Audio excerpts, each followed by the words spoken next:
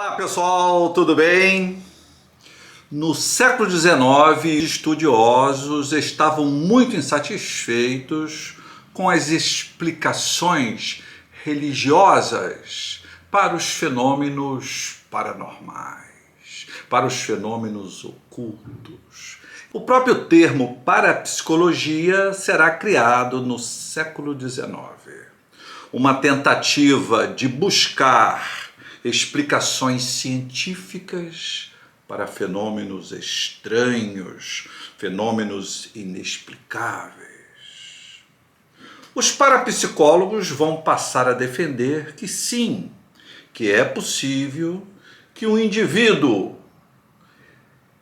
liberte de dentro de si uma energia tão poderosa, e essa energia é capaz de movimentar estruturas físicas, mover um livro, quebrar um copo, fazer um óculos bater na parede, ele movimentar uma cadeira à distância, tudo isto pela força de uma energia mental que brotaria do interior daquele sujeito que, sim, poderia estar atravessando um período mais complicado da sua vida, um período de grandes perturbações, de grandes desencontros existenciais. E, devido a esse quadro sui generis, o sujeito poderia, então, interferir na realidade física, fazendo, inclusive, a movimentação de corpos físicos com a força do seu pensamento. Uma outra situação seria os estigmas cristãos. Quando Jesus Cristo foi julgado e depois condenado, ele vai passar por uma série de torturas. Alguns místicos vão passar a apresentar esses sinais que Jesus supostamente apresentou durante a sua tortura e até a sua morte lá no Gólgota. Esses médiums, esses místicos, vão passar a apresentar essas mesmas lesões. Os cravos nas mãos e nos pés, a coroa de espinhos, as lesões provocadas pela coroa de espinhos em Jesus vai surgir na cabeça do médium. O médium vai começar a pensar tanto em Jesus, no sofrimento de Jesus, na morte de Jesus, no sofrimento que ele passou, vai se condoer tanto, vai se identificar tanto com o sofrimento e a morte de Jesus, que ele no seu corpo vai começar a apresentar esses sinais, esses estigmas que Jesus apresentou. Uma outra situação que os parapsicólogos vão dizer que é bem possível de ocorrer é o fenômeno da possessão, da incorporação do médium com espíritos. Só que eles vão dizer o seguinte: isso não é um espírito, ou pode ser que não seja um espírito, mas o sujeito está passando por um processo de dissociação mental, e esse processo de dissociação mental que será chamado ali de incorporação ou de possessão de espíritos. Até mesmo aquela amnésia que é relatada em alguns casos, principalmente das incorporações nos rituais afro-brasileiros, essa amnésia é decorrente desse processo de dissociação. Vem confirmar esse processo de dissociação. A minha ideia, pessoal, é que não há, na maioria dos casos, 99% podemos dizer assim, nenhum caso de dissociação mental. O que há é o contrário, há um caso de associação mental. Os parapsicólogos, eles esvaziam o aspecto sociocultural do fenômeno e hipertrofiam o seu aspecto psicológico. Esse médium não está passando por nenhuma dissociação quando recebe os espíritos, quando incorpora os espíritos. Muito pelo contrário. Ele está cumprindo um script, um roteiro que já foi visto dezenas de vezes. Ele está fazendo ali uma representação social que objetiva uma melhor adaptação do sujeito ao seu grupo social e com isso ele consegue uma harmonia social e psicológica, portanto algo terapêutico, algo que ele se sente bem. Há uma impressão quando nós olhamos, por exemplo, a incorporação em um dos rituais afro-brasileiros, e nós temos a impressão de que aquele médium está à mercê das forças sobrenaturais. O espírito, quando chega, faz o médium sacudir, o médium se mexe para lá, revira os olhos, torta a boca, entorta a cabeça, entorta o corpo, cai para um lado, cai para o outro, derruba uma cadeira ali, derruba uma pessoa lá, se joga para cá, se joga para lá. Há todo um mise-en-scène que insinua o seguinte: aquele sujeito que comandava aquele corpo não mais comanda. Alguém está tomando aquele corpo. Esse mise-en-scène todo serve para marcar que naquele momento o sujeito deixa de comandar seu corpo e um outro ser do outro mundo agora é que faz o comando. Durante toda essa manifestação, o sujeito tem um controle absoluto sobre tudo que está ocorrendo, inclusive sobre suas quedas para lá, suas quedas para lá. Há apenas uma representação. Ele tem que representar que não tem o controle sobre si, porque ao representar que ele não tem o controle sobre si, ele está passando a mensagem seguinte: essa incorporação é verdadeira, quem realmente está ali é o espírito, portanto passa uma veracidade. A incorporação, a manifestação espiritual lá no centro kardecista é muito mais xoxa, né? O médium está lá sentado, né? E de repente ele faz assim, chegou o espírito, né? Não há uma marcação tão exuberante quanto lá nos centros afro-brasileiros, né? Lá no centro espírita, um tremorzinho e o espírito já chegou. O pessoal lá não precisa dessa novela mexicana que tem lá nos rituais afro-brasileiros. É igual quando você vê um filme mais sofisticado e você vê um filme mais rudimentar, né? No filme mais sofisticado, o cara às vezes faz uma tomada mostrando ali um céu nublado e tal. Ele já está antecipando aí que a coisa vai ficar feia ali. No filme, às vezes, mais popular, o cara está dizendo, eu estou sofrendo, ele começa a se expressar. As mensagens são muito claras, são muito evidentes, porque são destinadas a públicos diferentes, a clientelas diferentes. Até mesmo a amnésia na manifestação espiritual, lá nos centros kardecistas, ela praticamente não existe. Os médium kardecistas, eles lembram de tudo, porque para eles é feio dizer que perdeu o controle do corpo. Eles têm que ter o controle do corpo. Só uma pessoa muito fraca espiritualmente é que perde o controle do corpo, o que ocorre nos rituais afro-brasileiros. Qual é o raciocínio nos rituais afro-brasileiros? Eu recebo uma entidade tão poderosa que ela me toma totalmente, que eu nem lembro mais de nada.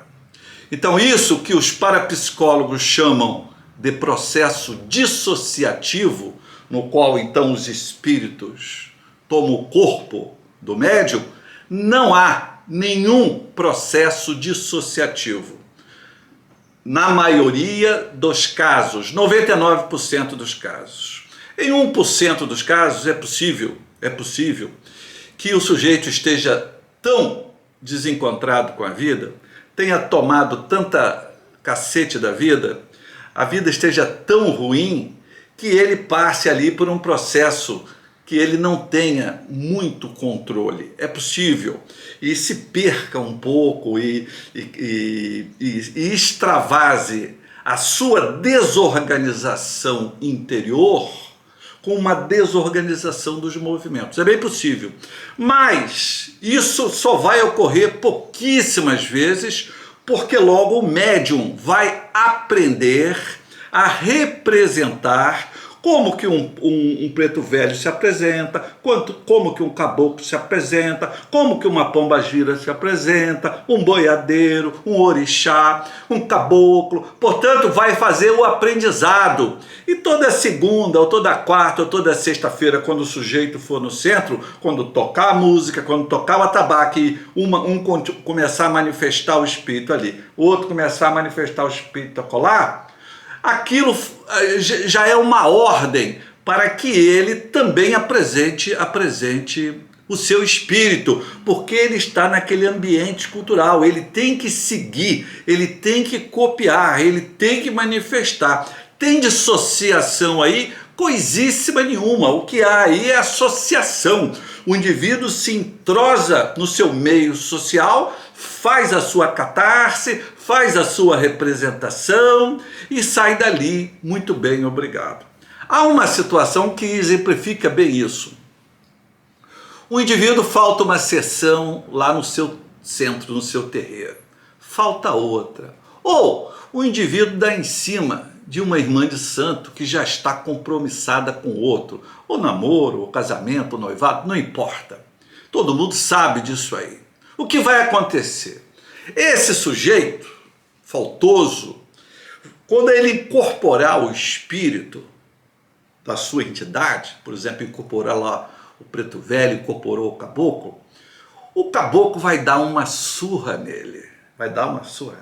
Então o espírito demora para chegar, e antes de chegar, ele sacode o cara para lá, para cá, faz o sujeito cair no chão, bater a cabeça no banco, bater a perna não sei aonde, ele machuca o sujeito. O espírito faz tudo isso, joga para lá, joga para lá, mexe com o sujeito, humilha o sujeito ali e tal, não sei o quê. Depois o espírito chega e dá uma mensagem. Esse meu cavalo aqui, ele tem feito coisas muito erradas, e agora ele está pagando por isso, porque não pode fazer essas coisas. Deixa o recado para ele falando para ele. Deixa o recado para ele, que ele hoje apanhou, e se ele não entrar na linha, vai continuar apanhando. Por que o sujeito faz essa representação? Olha, a moral dele está baixa ali naquele meio ali. Ele está faltando as sessões, está dando em cima da mulher que já está compromissada. O sujeito está pisando na bola, O grupo está por aqui com ele. Se bobear, ele vai ser expelido do grupo. Ele tem que encontrar um jeito de se harmonizar novamente com o grupo. Então, o que ele vai fazer? Ele vai fazer essa encenação do castigo. Vem a entidade então o castiga. A entidade o castiga. A entidade deixa uma mensagem. Com isso, ele sai por cima. Ele que estava por baixo, agora ele mostra para todos que a sua manifestação espiritual, a sua incorporação não é marmotagem, não é picaretagem, que a sua incorporação é genuína, é verdadeira, que o caboclo pegou o charuto e queimou, e queima mesmo, e queimou a sua pele, que ele está cheio de contusões e de equimoses pelo corpo, de tanto que foi jogado para lá e para cá. O preço que ele vai ter que pagar.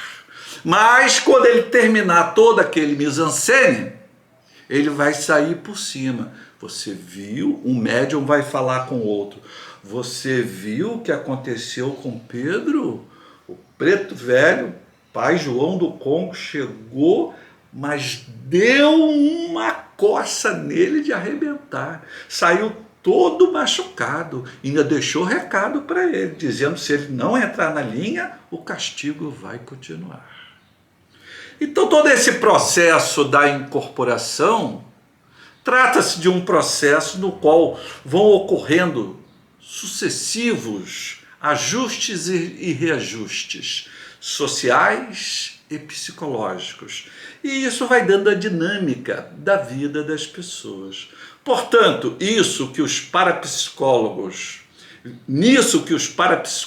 veem um processo dissociativo, não há processo dissociativo coisa nenhuma em 99% dos casos. Trata-se única e simplesmente de processos associativos de acomodação social e psicológica do sujeito e o seu grupo. Os Estados Unidos, durante a Guerra Fria, os Estados Unidos vai trabalhar muito com o tema da paranormalidade.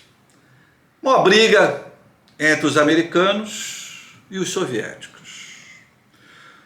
Tanto os soviéticos quanto os americanos haviam se envolvido bastante com a questão da paranormalidade. Eles queriam criar super-homens para que pudessem interferir mentalmente da realidade concreta dos seus inimigos. Invadir o pensamento dos seus inimigos, trazendo os seus inimigos para o seu campo ideológico. Eu falei dos Estados Unidos, mas isso aconteceu também lá na antiga União Soviética. Depois de algumas décadas, tanto a União Soviética quanto os países da União Soviética quanto dos Estados Unidos da América vão perceber que aquilo não deu em nada, só botaram dinheiro fora e perderam tempo. Eles vão chegar à mesma conclusão que o Freud havia chegado muitas décadas antes. O Freud dizia, esse terreno da paranormalidade, do oculto, esse terreno é altamente minado pela fraude e pela ilusão. Charlatanismo na maioria esmagadora dos casos. Quando não tem charlatanismo, tem ilusão. Muita parreira para pouca uva. Não vale a pena perder tempo com isso, dizia o Freud. O Freud vai escrever 3 artigos tratando desses assuntos. Artigos extremamente periféricos na sua produção intelectual. E teve vídeos aqui passado que eu já falei sobre esses 3 artigos, a maior parte deles versando sobre a telepatia. Mas Freud extremamente crítico com todos esses fenômenos. Nas últimas décadas, a academia tem cada vez mais desprezado a parapsicologia. A parapsicologia foi adotada pelos religiosos. Esses religiosos, eles vão se apresentar para o público não como religiosos, mas como parapsicólogos. Mas o que eles querem unicamente é legitimar a sua religião. Nas últimas décadas, há mais ou menos 50 anos, irá surgir também a psicologia anomalística. A psicologia anomalística vai trabalhar com os mesmos temas da parapsicologia. Ela está tentando se afastar da parapsicologia, a meu ver, sem grande sucesso. A parapsicologia, ao oferecer uma explicação científica para a paranormalidade, para o oculto, ela reconhece e legitima a paranormalidade e o oculto.